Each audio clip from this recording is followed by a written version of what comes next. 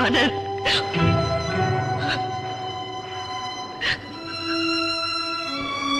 வந்துட்டியா? வா. கணவன் வீட்டுக்கு போறதுக்கு முன்னால என்ன கடைசி யாத்திரைக்கு வழி அனுப்ப வந்துட்டியா? இல்ல ஆனந்த், இல்ல. என்ன உங்களுக்கு அர்ப்பணிக்க வந்த பாசங்களை எல்லாம் உதறி தள்ளிட்டு என்ன உங்களுக்கே சொந்தமாக்க வந்திருக்கேன் ஆனந்த்.